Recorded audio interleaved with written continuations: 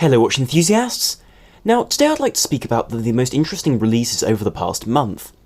And this is a video which I've been looking forward to because it has been an interesting month for releases, but also an interesting month in the aftermath of Baselworld, which really wasn't as previous years have been, with fewer brands exhibiting, but also with a very different sort of focus than in previous years. And there have been a few notable releases in recent days, such as the new range of tridents from Christopher Ward, and I won't be mentioning those releases because I spoke about them in my previous video, which I'll link to this one if you haven't seen it yet. However, in this video I have quite a few interesting pieces from a very attractive and I think very well priced chronograph from Tissot, as well as a wonderfully well designed style of ceramic diver from Longines, and also a Hamilton which I think really hits the spot in terms of value. Before I begin the video, I would of course like to encourage you to like, share and subscribe if you enjoy what you see here and find the content useful. Also, do follow me on Instagram at the address which is now on the screen to be able to access more content relating to watches, and also some content which otherwise wouldn't be available here on the channel. I would also like to apologise if you find that the sound quality drops a little bit over the next couple of weeks, because I'm going through a transitional phase of trying out a few microphones, and also upgrading my setup in general to really improve the quality of the channel over the next few months and into the future as I try and put more hours in. So I greatly appreciate you bearing with me over these few weeks whilst the channel is sorted out and upgraded. Now the first piece I'd like to speak about is an update to an incredibly popular piece released in recent years by Hamilton, and it's the Hamilton Khaki Field Mechanical.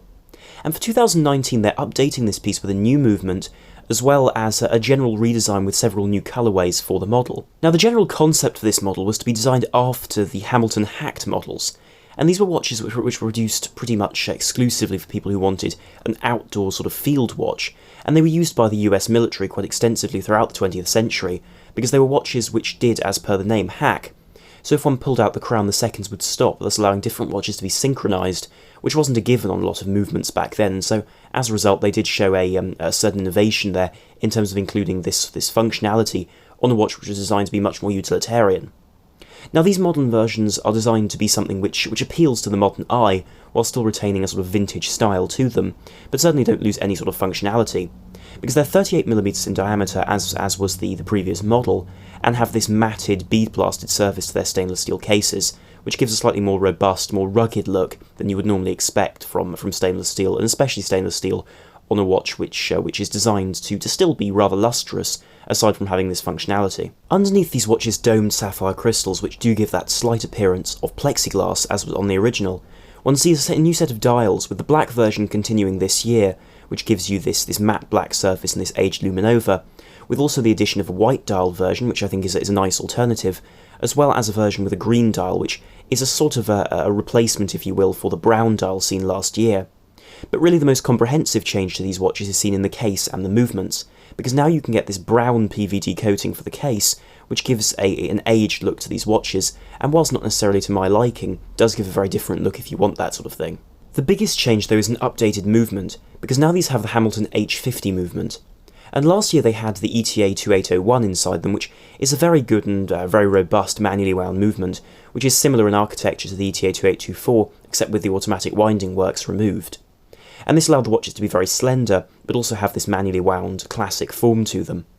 And with this new version they've retained much of that architecture, except they've reduced the beat rate to 3 Hz from 4 Hz, which makes the watch tick at 6 ticks per second rather than 8, but without affecting accuracy too drastically, and increasing the power reserve to 80 hours from around 38. And this increase is very practical for a watch which is manually wound, thus allowing you to leave the watch off the wrist for longer between having to wind it up, which I think is a very helpful function and something which has been seen throughout the Hamilton range, which seems to be a very good idea and seems to be working for their other models too. Now the price for these quite remarkable watches has increased slightly, but I think still offers a fantastic deal, because the opening price is now £395 from £375 of last year's watch, but I think with these comprehensive upgrades and a movement which is used exclusively by Hamilton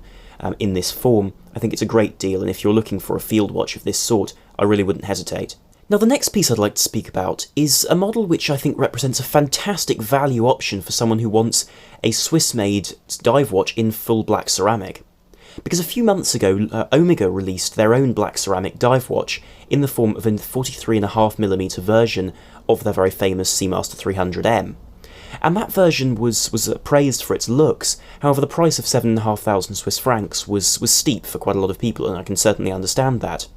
And Longines have come back with a watch which offers a very comparable set of features, albeit at a slightly lower level than the Omega, for a price which is much, much more accessible and I think very enticing. Because this is the Longines HydroConquest Black Ceramic, and it's built on the framework of the new version of the HydroConquest, which features a fully updated case and design, as well as a cleaner dial and updated movement for this new generation of the watch. Now this version comes in at 43mm in diameter, so half a millimetre narrower than that Omega I mentioned, as well as the watch being incredibly light because zirconium dioxide ceramic is much lighter than steel. And unlike the Omega, this is entirely ceramic, so the crown, the case back, the bezel, the lot is ceramic, rather than having elements in titanium. And by comparison to the steel version, this model has a fully polished style of case which looks wonderful in this particular material, with a brushed bezel which is a single piece of black ceramic, with a guarded, that's to say covered with a crystal, small lume pip at 12 o'clock. The crown guards have also grown to cover this large crown, and I think give a slightly more masculine form to this watch in general, which now appears very sleek in its fully black appearance. Naturally, the watch still retains a 300m water resistance and doesn't have the helium escape valve as on the Seamaster, but nonetheless this watch costs less than half as much, so I must say I can understand having that trade-off, and even so very few people will ever use it. Covering the fantastic glossy black dial of this watch is a very heavily anti-reflective crystal which is sapphire, and so there's been a coating to the inside as well as the outside of the crystal to make it virtually invisible, as is the case on those Omegas which one's seen in recent years. And I think this does show Longines really stepping up their game. But in terms of internals, this watch is a reinterpretation of the ETA 2892, and it's a calibre which Longines call the L888, which is based on the ETA A31-L01, which is a redesigned version of that classic ETA movement, with a longer power reserve of 64 hours, without having too much of a drop in beat rate to 3.5 Hz, or 25,200 vibrations per hour.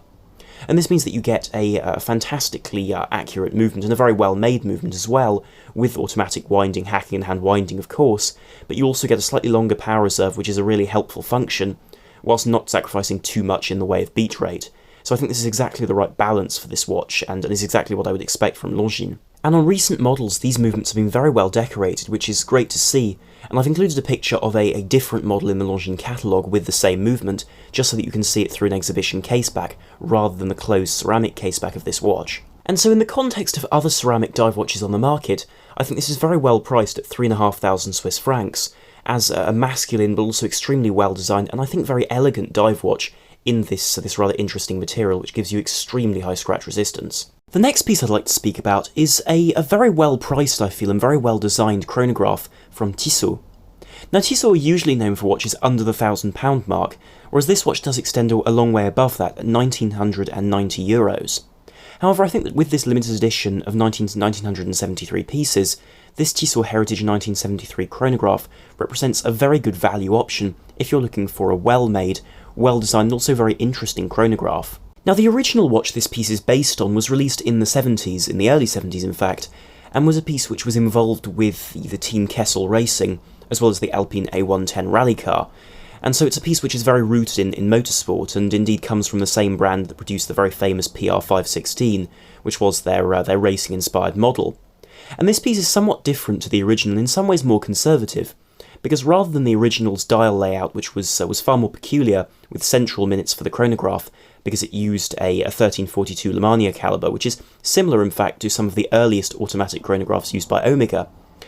And this piece is a model which has grown from the original 39mm to 43mm by 14.8mm thick, with a 100m water resistance. And the case of this piece is really quite beautiful, because it has this elongated form, but still with a tonneau shape, with brushing, polishing, and this sunburst brushing on the top, which I think looks great with that domed crystal. The dial of the watch is also quite attractive, and I think has been well executed with this tri-compax layout, with orange for the chronograph elements and simple white for the versions which show the time. And so one has the running seconds on the left, as well as the chronograph minutes and the chronograph hours placed there. And this runs off a movement which is similar to the Veljour 7750, but more on that in a moment. Because the rest of the dial has the classic Tissot logo, as well as a silvered bead-blasted surface with this panda-style layout, which I think looks great, and this slightly aged luminova, but not aged to any sort of distasteful level. One also has the date, of course, and this is controlled via a pusher on the opposite side of the case, which is not really the most elegant of solutions, but it does give you this great layout, and you can just wind it through the days of the month if you want to go for a more traditional approach, and you don't want to use that pusher at all. And with this watch, it really is the level of detail which is impressive, because the piece has this attractive vintage-style crown, and the chronograph pushers are simple, but have these knurlings down their side, which gives them just a little bit of an element of racing to them which you otherwise wouldn't have, whilst the cream colour of that silver dial, and also the black tachymeter, just look absolutely perfect on this model, especially with that rally-style leather strap. And the movement inside this watch is the Velujre 7753, which is based on the Velujre 7750, except loses the day of the week function, and instead has this tricompax layout at the bottom of the dial, in a place where people tend to prefer the subdials. Also, you don't get the quick set date in the same way, as I've said, using a pusher instead. But I think this is a small price to pay for a movement which otherwise runs at 4 Hz, and is a very, very reliable piece, which is decorated, as you can see through the caseback,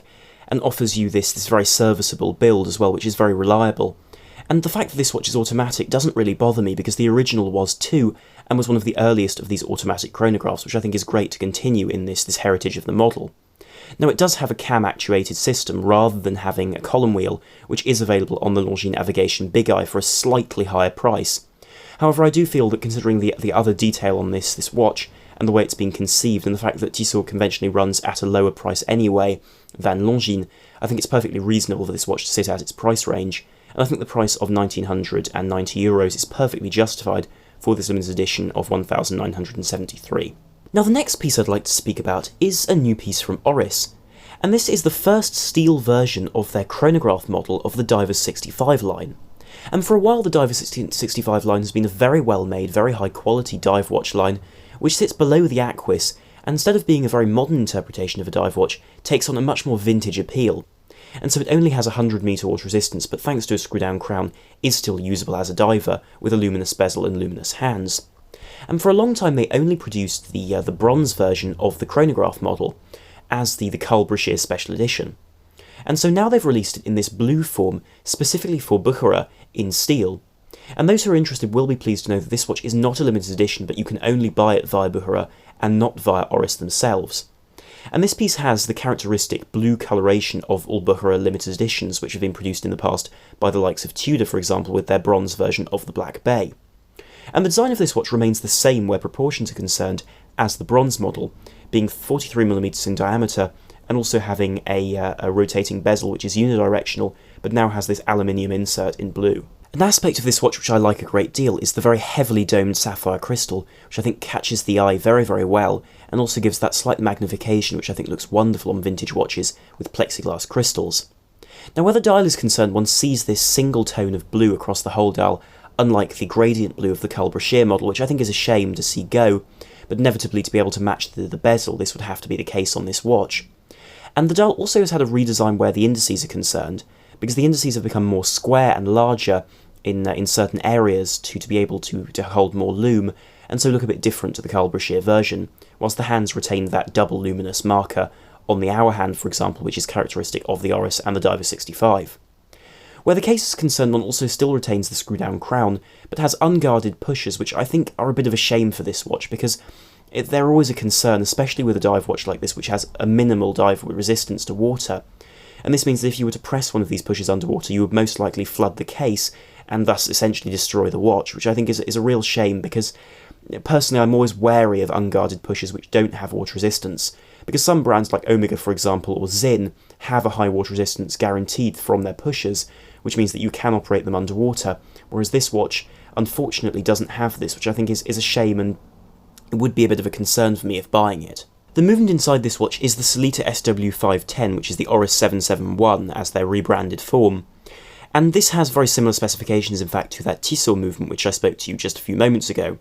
because it runs at 4 Hz, has a 48-hour power reserve, so slightly up on the ETA, but I must say it's a negligible difference, and doesn't have the hours at the bottom of the dial for the chronograph, nor does it have the date, so as a result it doesn't need that pusher on the opposite side of the case. But aside from that, it's very similar in terms of internal workings, and is a perfectly acceptable choice of movement for this watch, which will be very reliable. But my biggest concern with this watch, and my biggest worry, is the price. Because this watch is €3,900, which is nearly twice the price of that Tissot, and I must admit I find it difficult to justify the price of this watch. Now, being an Oris, I'm certain the quality will be excellent, and I have no doubt about that, but this is getting worryingly close to Omega and Breitling, for example, which, whilst I do admit that the quality of Oris is excellent, I think that this watch, with the specifications it has, is really pushing it for this price. But do tell me in the comments down below what you think of this watch, because I'm very curious to hear your thoughts. In 1990, Lange Söhne was refounded as a new competitor in the high horology world, and it released its first range in 1994. And that year is being celebrated as the 25th anniversary now in 2019, and so Lange Söhne have been releasing a watch roughly every month, and they will continue to do so until October in their range of limited editions to commemorate this anniversary. And so far we've seen the standard Lange 1, the little Lange 1, and the Grand Lange 1 moon phase released. And now they really have pushed the boat out with this fourth release in the form of the Lange Söhne Lange 1 Tourbillon Perpetual Calendar 25th Anniversary Limited Edition. And this limited run of 25 pieces represents a really remarkable design for the brand, and in my eyes one of the most complete dress watches on the market. This piece of course has a white gold case, which is 41.9mm in diameter by 12.2mm thick. The watch has this exquisite German silver dial, which is the first thing one's eyes really rest on when looking at the watch, and it has this fantastic level of detailing with the sunburst effect on the sub-dials, with that non-central setup for the standard timekeeping, as well as those offset seconds, with a moon phase displayed within them, a power reserve indicator, and of course a perpetual calendar with a large date, as is the case with these Lange 1 models. In many ways though, this watch is a very discreet tourbillon perpetual calendar, because to many people this watch won't be noticeable, but to those who know, this really is an exquisite piece of watchmaking. Because turning the watch over displays the fact this is a limited edition of 25 pieces, but also shows you the caliber L082.1, which is this exquisitely decorated tourbillon perpetual calendar movement with automatic winding. And through the back of this piece you're able to see the tourbillon, which is discreetly not even shown at the front, as one sees these two cocks which point out at the bottom of the movement, which are hand engraved with this special decoration to hold the tourbillon on the back of the movement.